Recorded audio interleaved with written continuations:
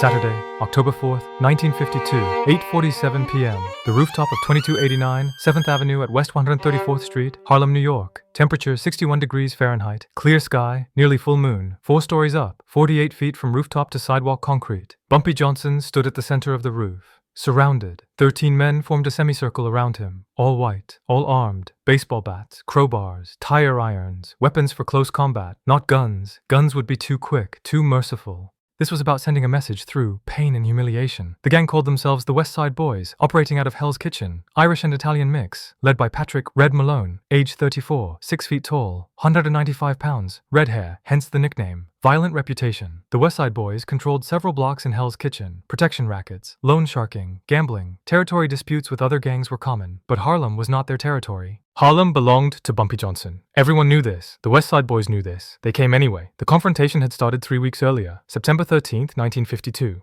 A numbers runner named Tommy Delacroix had been working for Bumpy in the borderland between Hell's Kitchen and Harlem, West 57th to West 60th Street, mixed neighborhood. Both organizations claimed it. Tommy collected numbers, paid Bumpy's percentage, operated peacefully for 6 months. Then the West Side Boys decided they wanted that territory exclusively. Red Malone sent 2 men to Tommy, told him to stop working for Bumpy, start working for them, or stop working permanently. Tommy reported this to Bumpy. Standard territorial dispute. Bumpy sent Marcus Webb with a message. The borderland was open territory. Tommy worked for Bumpy. The West Side Boys could operate their own runners, but they couldn't force Bumpy's runners out. Fair arrangement, neutral, professional. Red Malone rejected it. Sent his own message. Tommy Delacroix was found in an alley on September 17th, beaten severely, both arms broken, face unrecognizable, message delivered, message received. Bumpy's response was measured. He sent 3 men to Hell's Kitchen, September 19th. They found 2 West Side Boys collecting protection money from a bar on 10th Avenue. The 2 men were hospitalized. Similar injuries to Tommy, arms broken, faces damaged. Equal response, proportional, professional. The conflict should have ended there. Mutual damage, mutual respect, move forward. But Red Malone didn't see it that way. He saw it as escalation, as disrespect, as Bumpy Johnson, a black man, daring to strike white men on their own territory. Red Malone decided to end the conflict permanently, not through negotiation, not through mutual understanding, through elimination. Remove Bumpy Johnson. Harlem would fragment. Easier to take over piece by piece without leadership. The plan was simple. Lure Bumpy to a meeting, neutral territory, discuss peace, then ambush him, kill him, dump the body, claim ignorance, let Harlem dissolve into chaos. The meeting was arranged for Saturday, October 4th, 8:30 p.m. Location, 2289 7th Avenue. 4-story building. Ground floor, vacant storefront. 2nd and 3rd floors, residential apartments. 4th floor, storage. Rooftop, access via fire escape. The building was owned by a man who owed Red Malone money, significant debt. The owner provided keys, provided access, provided the location for murder. Bumpy arrived at 8:35 p.m., 5 minutes late, deliberate. Never arrive exactly on time. Maintain control of timing. He came alone as requested. Neutral meeting meant minimal security, professional courtesy. He climbed the fire escape, standard practice. Front entrance too visible, fire escape more discreet. He reached the rooftop at 8:42 p.m. Red Malone was there, with 12 other men, 13 total, all armed. Bumpy understood immediately. This wasn't a meeting, this was an execution. Bumpy Johnson, glad you could make it. We have some things to discuss about Tommy Delacroix, about my men in Hell's Kitchen, about respect. Red Malone's tone was casual, conversational, the tone of someone in complete control, someone about to win. Bumpy assessed the situation. 13 men, armed, surrounding him. Rooftop, 4 stories up, 1 fire escape exit, blocked by men, no other escape. Fighting wasn't viable. 13 versus 1. Even Bumpy couldn't win those odds. Talking might buy time. But time for what? Nobody knew he was here. Marcus Webb knew about the meeting, but Bumpy was supposed to call after. If he didn't call, Marcus would assume the meeting ran long, would wait. Hours might pass before anyone realized something was wrong. Respect. Interesting word coming from someone who ambushes instead of negotiates. Bumpy's voice was calm. No fear. Fear accomplished nothing. If death was coming, meet it with dignity. Negotiation is for equals. You're not my equal. You're a Negro running numbers in Harlem. I'm expanding my territory. Your territory. Simple economics. You're in the way. I'm removing the obstacle. Red pulled a pistol from his jacket. Not for shooting. For intimidation. For emphasis. The 12 other men moved closer, tightening the circle. Bumpy noticed details. 3 men on his left had bats. 2 on his right had crowbars. 1 behind him had a tire iron. 6 others had various weapons, all positioned to prevent escape. Professional setup, well planned. Red Malone had done this before. Maybe not to someone like Bumpy, but he'd executed ambushes, knew how to corner prey, how to eliminate threats. Here's what happens next, Bumpy. My boys are going to demonstrate what happens when you disrespect the West Side Boys. They're going to break some bones, damage that face, make you an example. Then we're going to throw you off this roof. 4 stories, 48 feet, concrete below. You might survive the fall, probably won't. Either way, you're finished. Can't run Harlem from a hospital bed, can't run anything with a broken spine. Red was enjoying this. The explanation, the anticipation, the power. Bumpy calculated. Fighting would result in beating, followed by being thrown off the roof. Not fighting would result in beating, followed by being thrown off the roof. Same outcome. Different timeline. The beating would take minutes, maybe 10 minutes, maybe 15. Pain before death, or before crippling injury. Was there value in prolonging the inevitable? No. Better to force their hand, speed up the process, reduce suffering, make them do it now, rather than torture first. So do it. You've got 13 men and all this planning. Either beat me first or throw me now. Stop talking about it. Bumpy moved toward the edge of the roof. Not away from the gang. Toward the ledge, taking control of the sequence, forcing a decision. Red Malone was surprised, expected begging, expected negotiation attempts, expected fear, got defiance instead, got agency. Bumpy was choosing how this happened, not completely, but partially, enough to disrupt Red's script, enough to make Red react instead of control. Fine, you want it quick? You get it quick. Boys, throw him off, now. Red nodded to the men nearest Bumpy. 4 men moved simultaneously. Grabbed Bumpy's arms, his jacket, his belt, physical control. They dragged him to the roof edge. The ledge was 18 inches high, brick, solid. Below was 7th Avenue, sidewalk. Some pedestrians visible, not many. Saturday evening, some people heading to restaurants, to clubs. Normal Harlem night, about to be disrupted. Bumpy didn't resist. Resistance was futile. 4 men holding him, 9 others watching. Resistance would just trigger the beating first, then the throw. Better to go over conscious than unconscious. Better to control the fall if possible. Land properly. Maximize survival chances. 48 feet was survivable. Not likely, but possible. If you landed right, if you got lucky, if God was paying attention. They lifted him, swung him, used momentum, threw him off the building. Saturday, October 4th, 1952, 8:47 p.m. Bumpy Johnson left the rooftop of 2289 7th Avenue. At approximately 15 miles per hour, horizontal velocity. Gravity took over. Acceleration, 32 feet per second squared. The fall took approximately 1.7 seconds. Speed at impact, approximately 35 miles per hour. Force, equivalent to car crash. Survivability, minimal but not zero. Bumpy had 1.7 seconds of awareness. Training took over. Fall training. Every professional criminal learned this. How to fall, how to minimize injury. Protect the head, protect the spine. Tuck, roll if possible. Distribute impact. He couldn't control trajectory, but he could control body position. He tucked, pulled arms in, turned slightly, tried to angle for leg impact first. Not head, not spine. Legs could break, could be repaired. Head or spine injury was permanent. He hit the sidewalk at 8:47:02 p.m., 2 seconds after leaving the roof. Left leg first, then left hip, then left shoulder, then rolled. Distributed the impact across multiple points instead of one catastrophic point. Physics worked in his favor, mostly. The left femur fractured. Clean break. The hip dislocated. Painful but repairable. The shoulder separated. Also repairable. The head remained protected. No skull fracture. No brain trauma. The spine remained intact. No paralysis. No severing. Pain was immediate. Overwhelming. Total. But Bumpy was conscious. Alive. Functional. Unlikely but true. Pedestrians screamed. Ran toward him. Ran away from him. Confusion. A man had just fallen from a building. Or jumped. Or been thrown. Unclear. But definitely catastrophic. Someone ran to a payphone. Called police, called ambulance, standard response, man down, need help, 911, emergency. On the rooftop, Red Malone and his gang looked over the edge, saw Bumpy on the sidewalk, not moving much, probably dead, maybe dying. Mission accomplished. They left quickly, down the fire escape, into waiting cars, drove away, back to Hell's Kitchen, celebrate. Bumpy Johnson eliminated, Harlem available, expand territory, profit. On the sidewalk, Bumpy assessed damage, left leg broken, couldn't walk. Left hip dislocated, couldn't stand, left shoulder separated, couldn't push up, but right side mostly functional, right arm worked, right leg worked, could drag himself, slowly, painfully, but possible. He looked around, pedestrians standing back, scared, uncertain. A black man had fallen from a building in Harlem in 1952. Police would come, ambulance would come, questions would be asked. Bumpy couldn't be here when they arrived. Being found injured meant hospital. Hospital meant police reports. Police reports meant vulnerability. His enemies would know he was incapacitated, would know where he was, would finish what Red Malone started. Help me. Bumpy's voice was weak. Pain made speaking difficult. But he needed help. Needed to move. Needed to disappear before authorities arrived. A woman approached. Mid-40s. Lived in the neighborhood. Recognized Bumpy. Everyone in Harlem knew Bumpy Johnson. Mr. Johnson, what happened? You need ambulance. You need hospital. No hospital. No police. Help me to that alley. Please, I'll explain later. Just help me move. Now. Bumpy was already dragging himself, using his right arm, pulling his body, inches at a time, toward the alley between buildings, dark, hidden, away from the street. The woman helped, grabbed under his right arm, supported some weight. Together they got him into the alley, 10 feet from the sidewalk to darkness. 10 feet that took 2 minutes, excruciating, but necessary. Hidden now, safe temporarily. Police sirens approached, growing louder, closer. Someone had called it in. Response time maybe 4 minutes.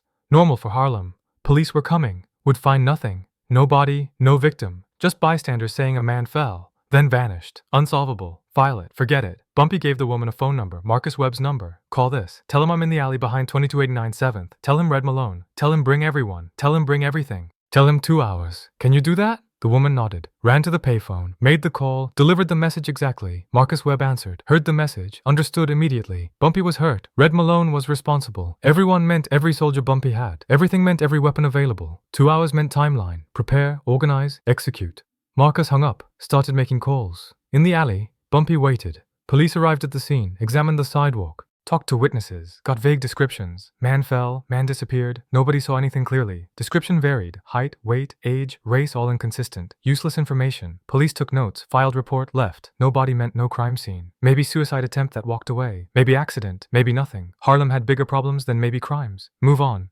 Bumpy focused on staying conscious. The pain was testing that focus. Left leg throbbed, hip sent sharp signals. Shoulder burned, but consciousness was mandatory. Passing out meant vulnerability, meant being found, meant losing control. He controlled breathing, in through nose, out through mouth, slow, measured. Pain management through focus, mind over body, not eliminating pain, channeling it, using it, staying sharp, staying aware. At 9:15 p.m., Marcus Webb arrived, brought 3 men, brought a car, pulled into the alley, found Bumpy. Assessment was quick. You need a doctor.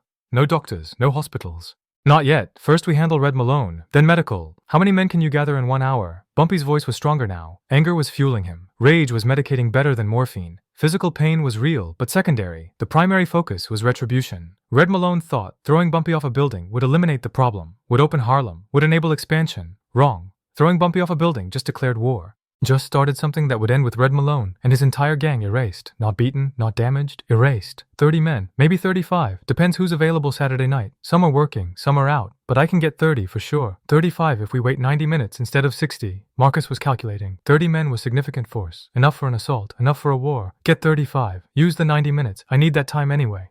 Bumpy explained what happened. Rooftop, 13 men, Red Malone, the throw, the landing, the survival, the message. Red thinks I'm dead, or hospitalized, or broken. He thinks Harlem is vulnerable. He's wrong. We're going to Hell's Kitchen. We're going to every location the West Side Boys operate, every bar, every gambling den, every protection client, every single place they collect money or conduct business. And we're going to shoot everything, everyone. Every person affiliated with Red Malone dies tonight. No survivors, no witnesses, no continuation. The West Side Boys end tonight. Marcus understood. This was beyond standard retaliation. This was annihilation. Total. Complete. That's going to bring police. Major police response. Shooting up Hell's Kitchen. Multiple locations. That's headlines. That's federal attention. That's sending a message that you don't throw Bumpy Johnson off a building. You don't try to kill me. You don't invade Harlem. You don't survive the attempt. I don't care about police. I don't care about attention. I care about every person in New York knowing what happens when you come after me. Red Malone gambled. He lost. He dies. His gang dies. His legacy dies. Tonight. Completely. Absolutely. Bumpy's tone left no room for debate. This was happening. Marcus could participate or step aside, but it was happening. Understood. 90 minutes. 35 men. Full arsenal. I'll get Freddy to splint your leg. Basic field medicine. Enough to stabilize until after. Then real medical attention. Agreed? Marcus was already planning. Logistics, weapons, targets, routes, coordination. This would be the largest operation Harlem organization had conducted in years, possibly ever. Multiple simultaneous attacks across multiple locations. Coordinated, overwhelming, unprecedented. Bumpy nodded. Freddy was an army medic, served in World War II. Now ran a small clinic in Harlem, not licensed officially, but competent. Handled gunshot wounds, stabbings, broken bones, medical care that couldn't go to hospitals.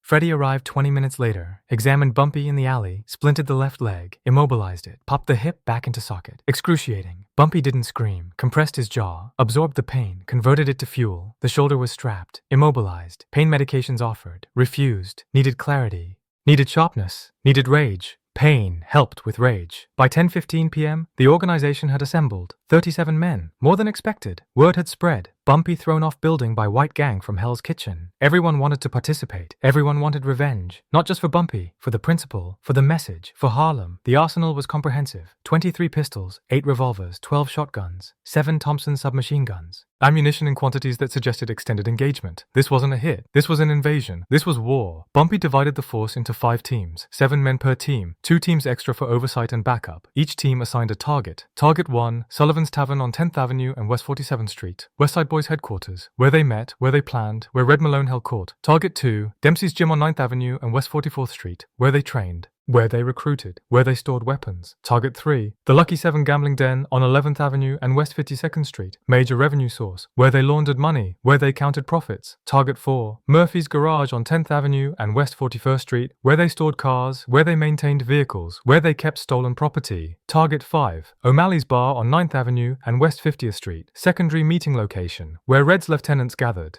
where orders were distributed. 5 teams, 5 targets, simultaneous attacks, timed for 10:45 p.m. 30 minutes to drive from Harlem to Hell's Kitchen. Position teams, confirm targets, coordinate timing, attack together, overwhelm response capacity, create chaos, eliminate targets, extract, return to Harlem. Total operation time estimated, 90 minutes including travel. Bumpy couldn't walk, couldn't participate directly in the attacks, but he could command. Marcus drove him in a car, parked on 10th Avenue and West 46th Street. Central location, visibility of 3 targets, radio communication with team leaders. Bumpy would coordinate from the car, direct strategy, adjust tactics, oversee execution, make decisions, lead despite injury. Because leadership wasn't about physical presence, leadership was about will, about determination, about demonstrating that attempts to eliminate you only make you more dangerous. At 10:44 p.m., teams were positioned. Sullivan's Tavern had 12 visible occupants. Westside Boys members. Red Malone visible through window. Dempsey's Gym had 8 people. Training session in progress. The Lucky 7 had approximately 15 people. Gambling in progress. Murphy's Garage had 4 visible mechanics, working on cars. O'Malley's Bar had approximately 10 people. Drinking, socializing. Total visible targets across all 5 locations. Approximately 49 people.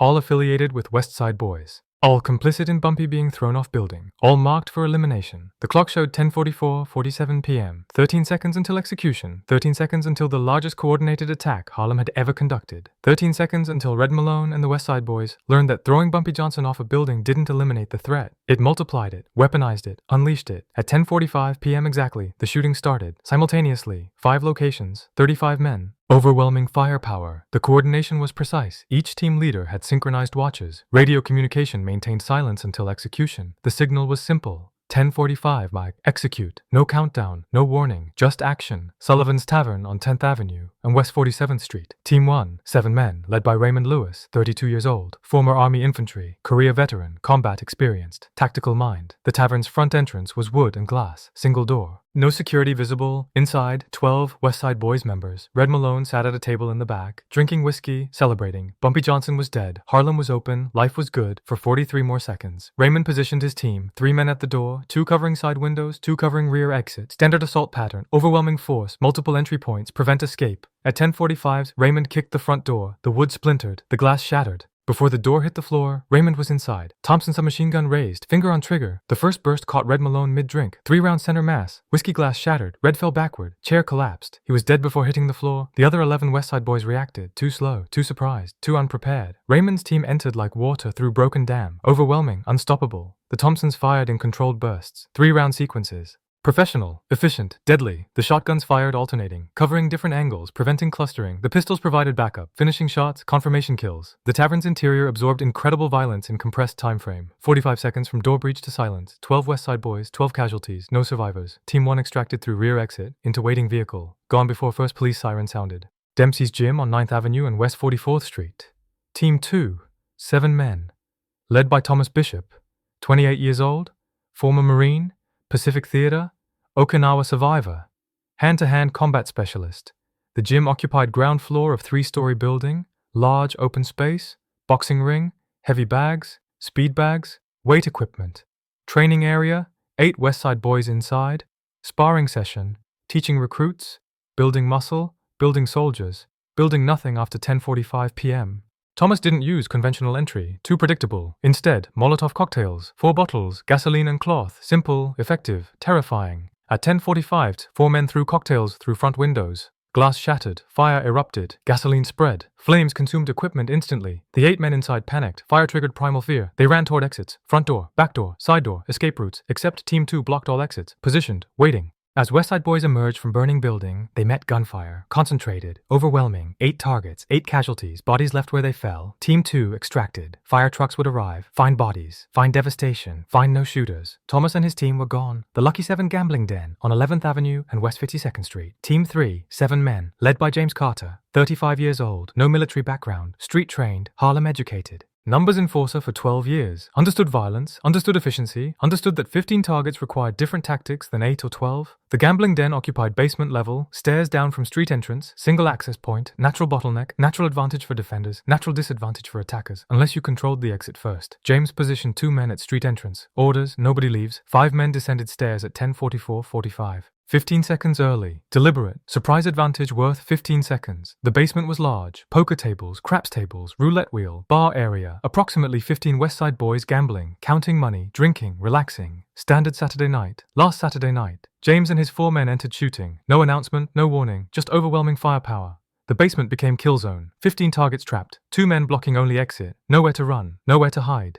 Tables provided concealment, not cover. Cards and chips scattered. Money flew. Blood spread. The shooting lasted approximately 90 seconds. Longer than other locations. More targets. Tighter space. More careful confirmation. But outcome, identical. 15 casualties. 0 survivors. Team 3 extracted upstairs. Through street entrance, into vehicle. Disappeared into Hell's Kitchen night. Murphy's Garage on 10th Avenue and West 41st Street. Team 4, 7 men, led by William Davis. 41 years old, former mechanic, legitimate business until 1947, then partnership with Bumpy, numbers, protection, enforcement. William new garages, new vehicles, new weak points. The garage had 3 bay doors, all closed. Side entrance for personnel, office area, storage. 4 West Side boys visible through windows, working on stolen cars, changing plates, altering VINs, erasing identities, criminal chop shop operation, revenue stream, about to be revenue stop.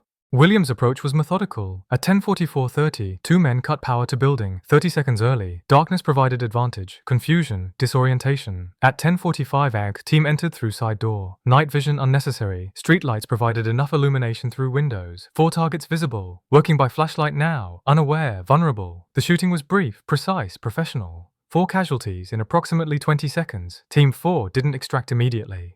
They had secondary objective: destroy inventory, gasoline from garage supplies, spread throughout, ignite, fire consumed stolen vehicles, consumed tools, consumed evidence, consumed everything. Team extracted as flames grew. Fire trucks would arrive too late. Garage would be total loss. O'Malley's Bar on 9th Avenue and West 50th Street. Team 5, 7 men, led by Robert Miller, 33 years old, former boxer, light heavyweight, 15 professional fights, 12 wins, 3 losses. Retired after 3rd loss. Too much brain damage. Worked for Bumpy since 1949. Loyal, capable, violent when necessary. Tonight was necessary. O'Malley's was typical Hell's Kitchen bar, working class Irish, neighborhood locals, but back room was West Side Boys territory, where lieutenants met, where strategies formed, where orders distributed. 10 men in back room at 10:45 p.m. discussing Bumpy's death, discussing Harlem expansion, discussing future profits, discussing nothing after 10:45:30. Robert's team entered through front, walked through main bar area, civilians present, innocent patrons, team ignored them, walked past, headed to back room, professional, focused, mission specific. The back room door was closed, unlocked. Robert opened it, stepped inside. 10 West Side boys looked up, surprised, confused. Recognition dawned too late. Robert's team filled doorway, blocked exit, weapons raised. The shooting was concentrated, overwhelming, 10 targets in confined space.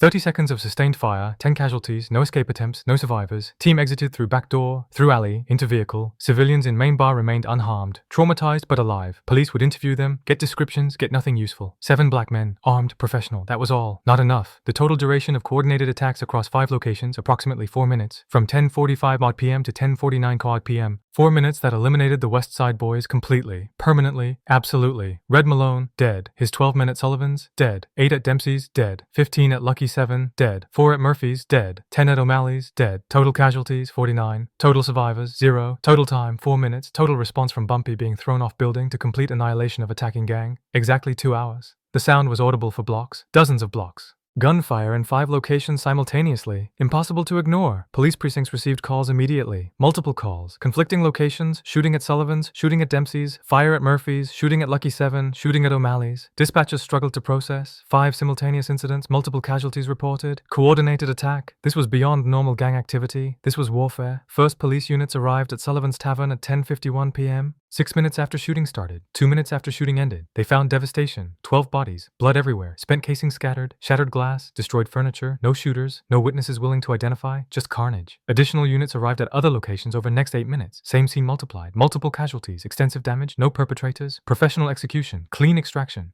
By 11 p.m., Hell's Kitchen had 30 police officers across 5 crime scenes. By 11:15 p.m., additional units arrived. Detectives, crime scene investigators, supervisors, captains, deputy commissioners. This was unprecedented. 5 coordinated attacks, 49 homicides, single evening, single operation, 4 minutes of shooting. This would make headlines. This would bring federal attention. This would change everything. Bumpy Johnson watched from his car on 10th Avenue. Pain from injuries remained intense, but satisfaction overshadowed pain. The operation had executed perfectly. All 5 teams reported success. All targets eliminated. All team members extracted safely. 0 casualties on Bumpy's side. 49 casualties on Red Malone's side. Mathematical perfection. Proportional response. Red Malone threw Bumpy off building. Bumpy eliminated Red Malone's entire organization. Equal, balanced, final. Marcus Webb drove Bumpy back to Harlem. Away from Hell's Kitchen, away from crime scenes, away from police response. The drive took 20 minutes. Normal traffic, normal speed, nothing suspicious, just another car on Saturday night.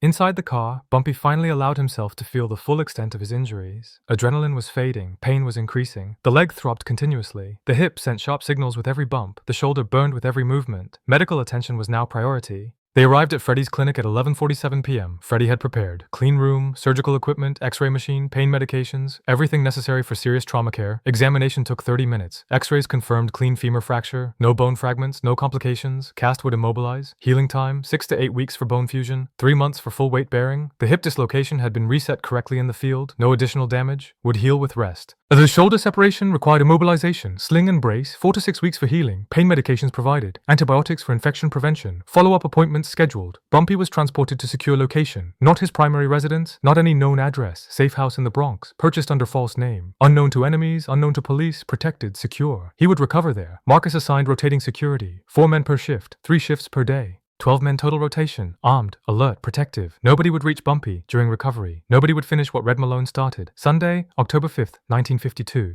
Morning newspapers broke the story. The Daily News. Hell's Kitchen Massacre. 49 dead in coordinated gang attacks. Front page. Full coverage. Details of 5 locations. Timeline of attacks. Police response. The New York Times. Unprecedented gang violence strikes Manhattan. Page 3. More measured coverage. Historical context. Comparison to previous gang wars. The Amsterdam News in Harlem. Harlem organization responds to attack on leader. Page 1. Different angle. Community perspective. Self-defense narrative. The articles detailed casualties. Named some victims.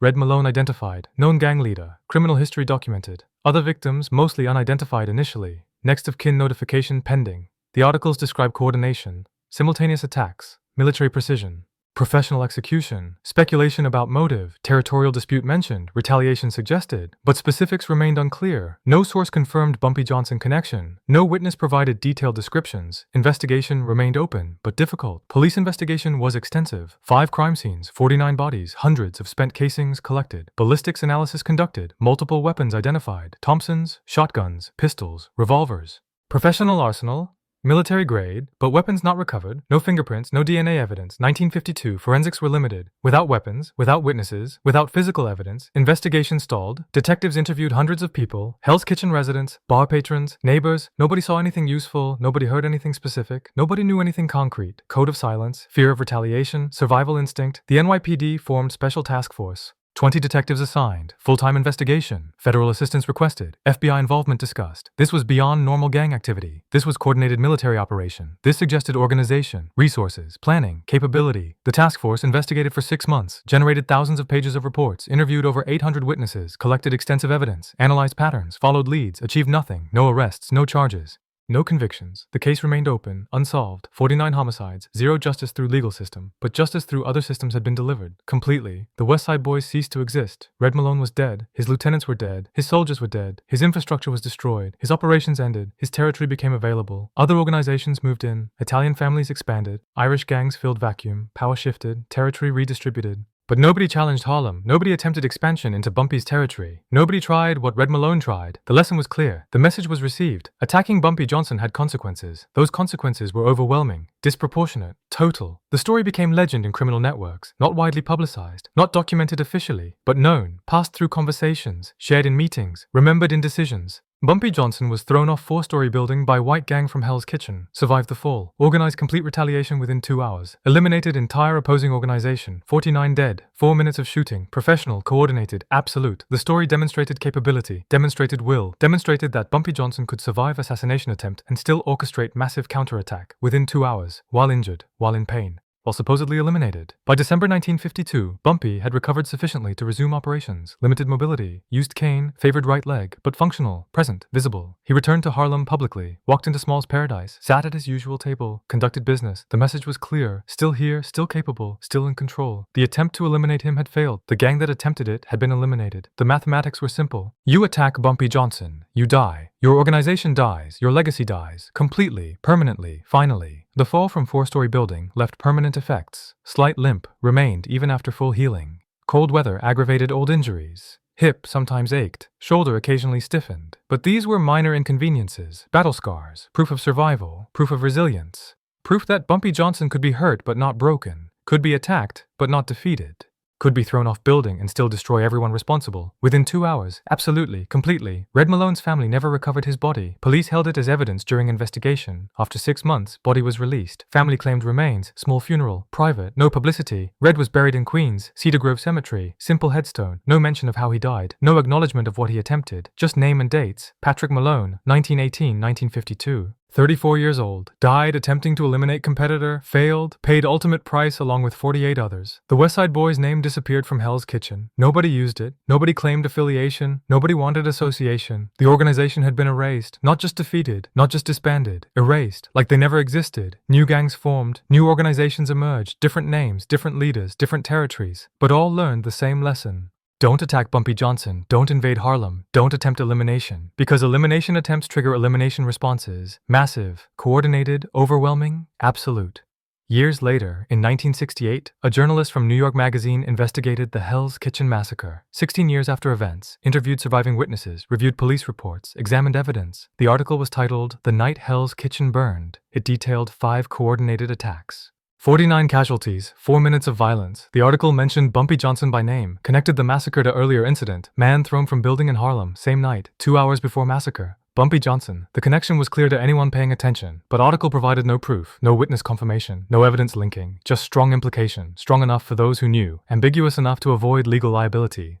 The article concluded, the Hell's Kitchen massacre remains officially unsolved, 49 homicides, 0 convictions, but in the streets, everyone knows what happened, everyone understands why. Attack Harlem, face consequences, attack Bumpy Johnson, face annihilation. The math is simple, the lesson is clear, the message is permanent. Saturday, October 4th, 1952, 8:47 p.m. Bumpy Johnson thrown off 4-story building by 13 members of West Side Boys White Gang. 8:47:02 p.m. Bumpy hits concrete, survives. 9:15 p.m. Marcus Webb arrives. Organization mobilizes. 10:15 p.m. 37 men assembled. Arsenal distributed. Targets assigned. 10:45 p.m. Shooting begins. 5 locations simultaneously. 10:49 p.m. Shooting ends. 49 casualties. 0 survivors. 11:00 p.m. Police arrive. Find devastation. Find no shooters. 2 hours from assassination attempt to complete organizational annihilation.